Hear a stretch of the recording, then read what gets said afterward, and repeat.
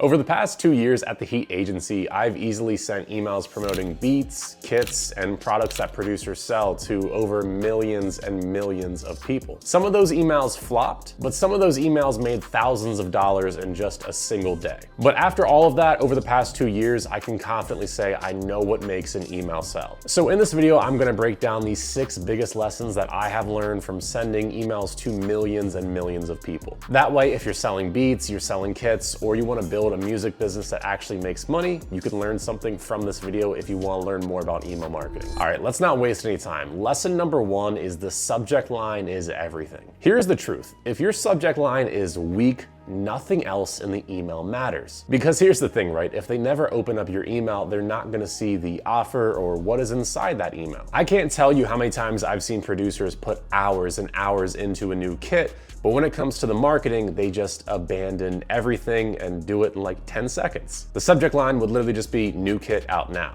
Now listen, that could work okay, but it's just not that interesting and it's really not gonna crush. So here's what I learned after sending millions and millions of emails. Subject lines that work do one of these 3 things. Number 1, curiosity. It makes them think, what is this? An example of this could be, is this the end of beat block? That example could be used for a melody kit. So that's gonna tap into their problem of beat block. And so they wanna see, how are you solving my problem of beat block? So now they're curious, now they'll click open the email. Number 2 is urgency. Make them feel like they will miss out. An example here is with a sales email of like 24 hours left, don't miss out on this kit. Or something even better, we're taking this down at midnight. Urgency forces action. They are thinking, wait, is this really about to be gone? Is this my last chance to get this? Number 3 is emotion, right? So tap more into their pain or their desire. An example could be, fix your drums instantly, here is how. As a producer, if you want to sell sample kits, you know that producers feel frustrated when their drums aren't hitting. So that subject line speaks to that exact pain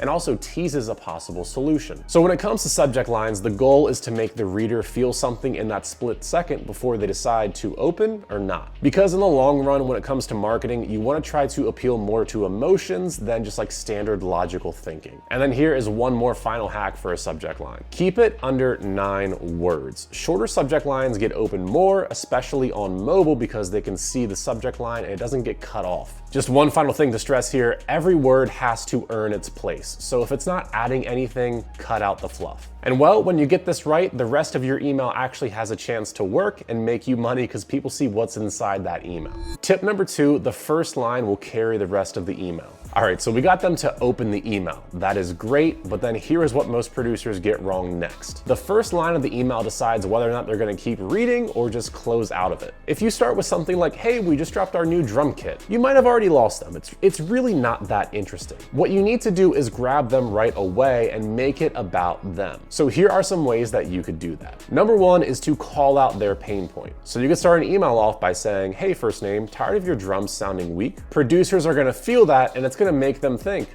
yeah, my drums are kind of weak, or like, maybe I do need better drums. Number 2 is to ask a question they can't ignore. So a first line could be, hey, first name, when's the last time you finished a beat that you love? Essentially, we use questions because they pull people in because your brain wants to answer them and you think a little bit about it. Or number 3, start with a bold statement. An example first line could be, hey, first name, this melody pack I'm gonna show you changed the way that I produce. The main vibe here is that when you lead with confidence, people wanna know why you are confident. So whatever you choose, just keep it short, keep it personal, and keep it punchy. Tip number 3, use social proof to build trust. You can have the best email, the best subject line, and the best offer, but if people do not trust you, they are not gonna buy from you. So what I can tell you after sending millions and millions of email is people don't trust the products, they trust the actual people behind them. That's why if you look at high converting emails or landing pages in general as well on the website side, they're gonna use social proof. And so the easiest way to show that is just show other producers that are already using your sounds. An example could be customer wins. So if you have producers that bought from you before, highlight their results of what they have gotten from your kit. So instead of saying something like, hey, new drum kit available,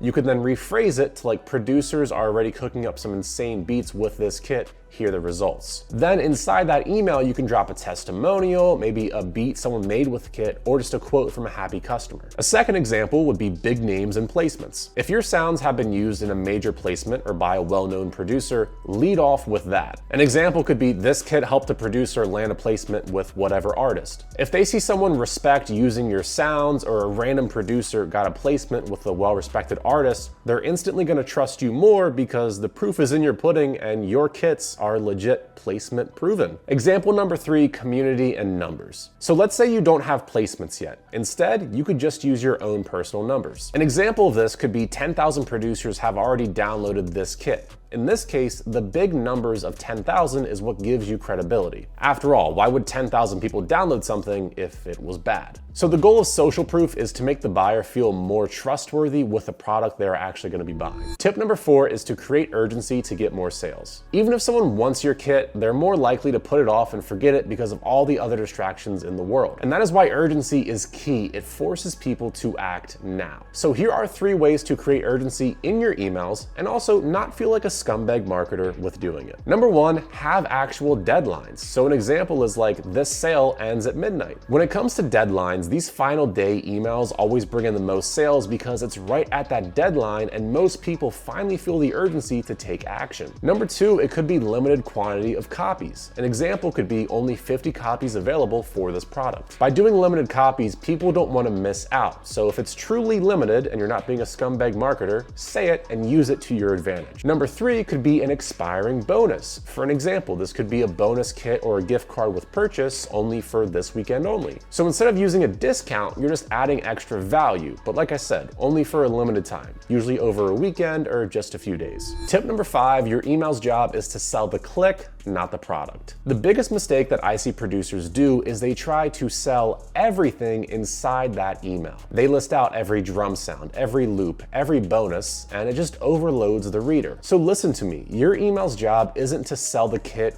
or the beat right there.